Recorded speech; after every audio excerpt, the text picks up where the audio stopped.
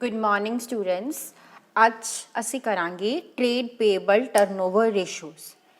Trade payable turnover ratio establish ਕਰਦੀ ਆ net credit purchase ਅਤੇ ਐਵਰੇਜ ਟ੍ਰੇਡ ਪੇਬਲਸ ਦੇ ਰਿਲੇਸ਼ਨਸ਼ਿਪ ਨੂੰ।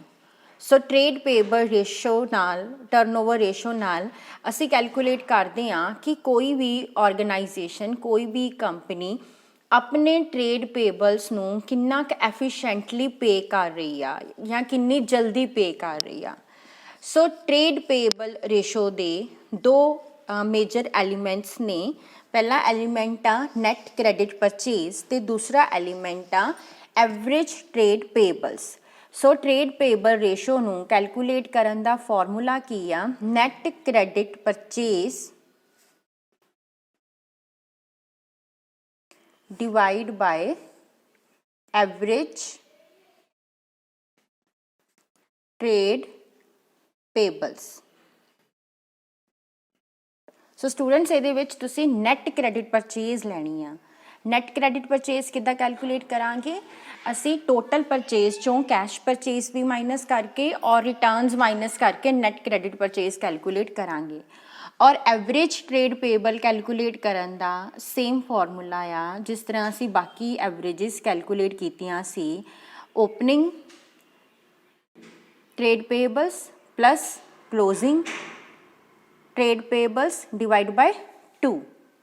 ਸੋ ਹੁਣ ਸਭ ਤੋਂ ਪਹਿਲਾਂ ਅਸੀਂ ਇੱਕ ਪ੍ਰੋਬਲਮ ਦੀ ਹੈਲਪ ਦੇ ਨਾਲ ਦੇਖਾਂਗੇ ਕਿ ਕਿਸ ਤਰ੍ਹਾਂ ਨਾਲ trade payable turnover ratio calculate ਕੀਤੀ ਜਾਂਦੀ ਆ। ਕੁਐਸਚਨ ਨੰਬਰ 52 ਤੁਹਾਡੀ ਬੁੱਕ ਦੇ ਵਿੱਚ ਹੈ।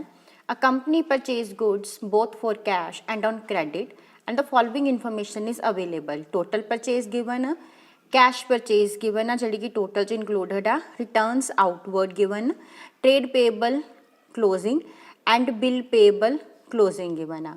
ਸੋ ਇਹਦੇ ਵਿੱਚ ਸਿਰਫ ਕਲੋਜ਼ਿੰਗ ਫਿਗਰਸ ਗਿਵਨ ਨੇ, ਓਪਨਿੰਗ ਨਹੀਂ ਆ। ਸੋ ਕਲੋਜ਼ਿੰਗ ਨੂੰ ਹੀ ਅਸੀਂ ਐਵਰੇਜ ਟਰੀਟ ਕਰਾਂਗੇ।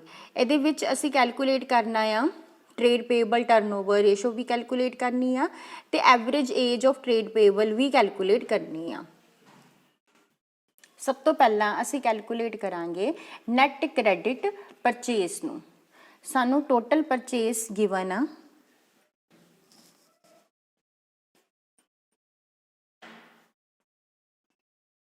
4 ਲੱਖ ਦੀ।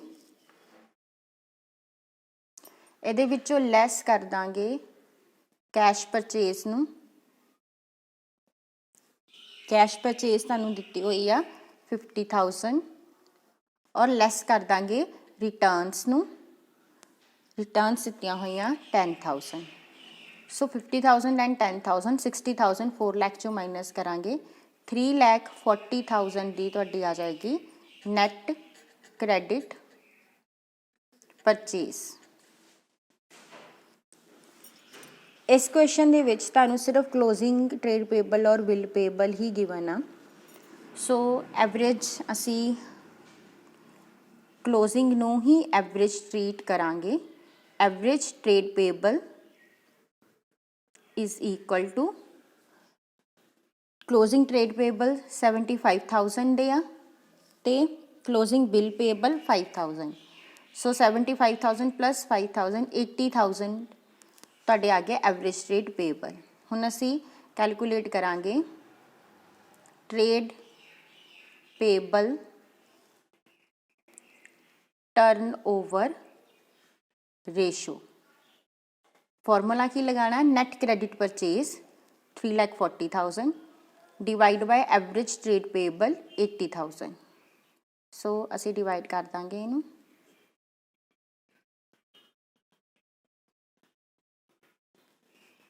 .25 ਟਾਈਮਸ ਤੁਹਾਡੀ ਆ ਗਈ ਟ੍ਰੇਡ ਪੇਬਲ ਟਰਨਓਵਰ ਰੇਸ਼ੋ। ਹੁਣ ਇਸ ਕੁਐਸਚਨ ਦੇ ਵਿੱਚ ਉਹਨੇ ਤੁਹਾਨੂੰ ਪੁੱਛੀ ਆ average age of trade ਪੇਬਲਸ।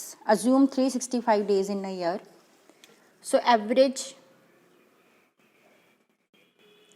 Age of trade payables ਨੂੰ ਕਿਸ ਤਰ੍ਹਾਂ ਨਾਲ ਕੈਲਕੂਲੇਟ ਕਰਾਂਗੇ? Number of days in a year divide by trade payable turnover ratio. Number of days 365 divided by trade payable turnover ratio 4.25.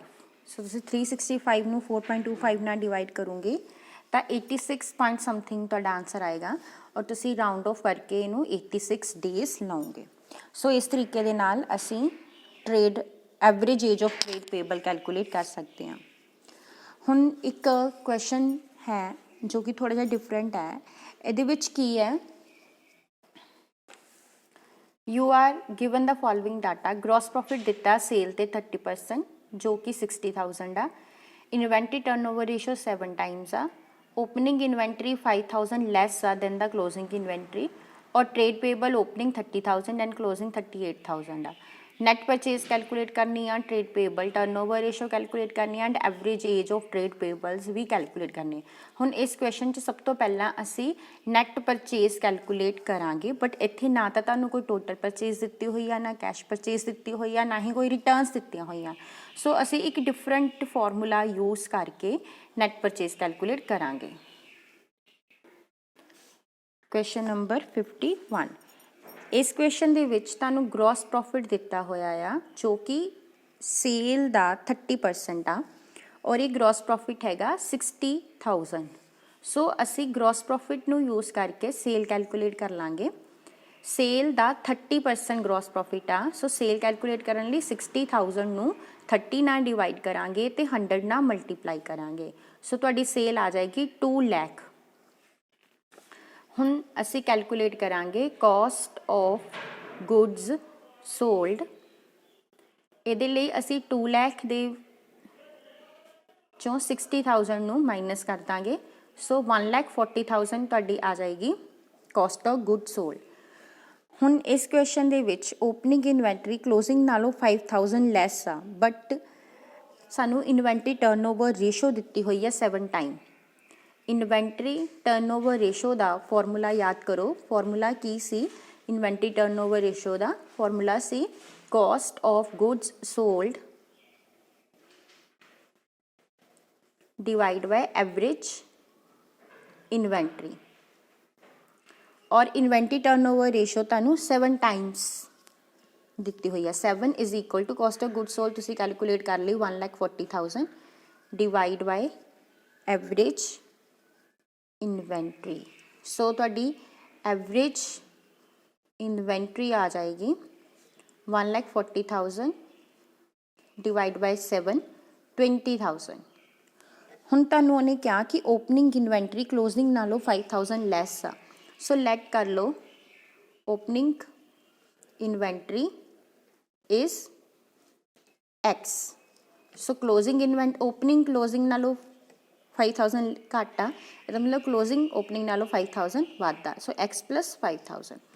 ਸੋ ਹੁਣ ਐਵਰੇਜ ਇਨਵੈਂਟਰੀ ਦਾ formula ਲਗਾਓ, opening plus closing divide by 2 और average inventory तुहाडी कितनी आई है 20,000। 20,000 नू 2 ना multiply हो जाएगा 40,000 आ जाएगा। 2x + 5,000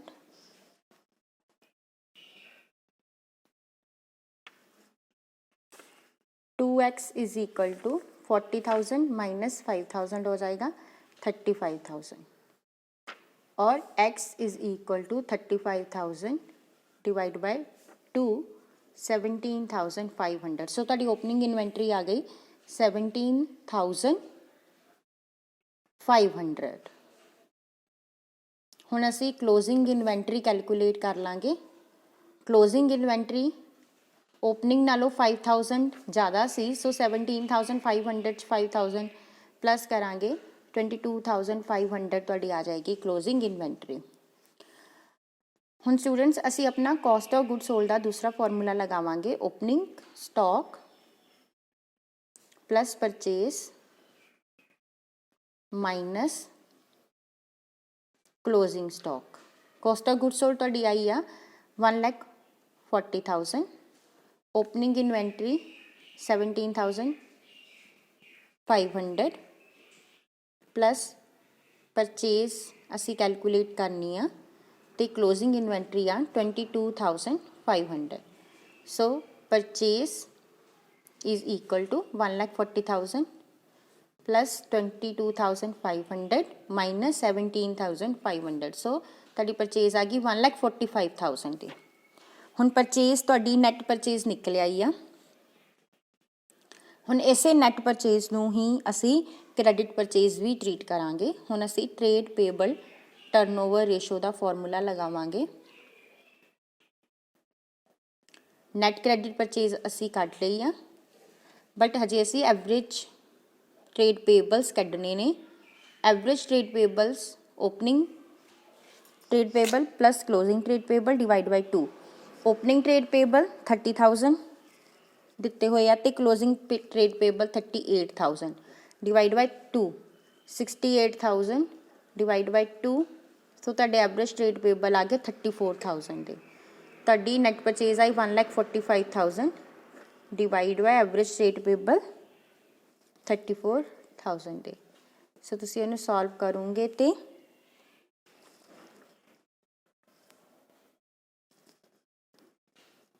4.26 ਟਾਈਮਸ ਤੁਹਾਡੀ ਆ ਗਈ ਟ੍ਰੇਡ ਪੇਬਲ ਟਰਨਓਵਰ ਰੇਸ਼ੋ।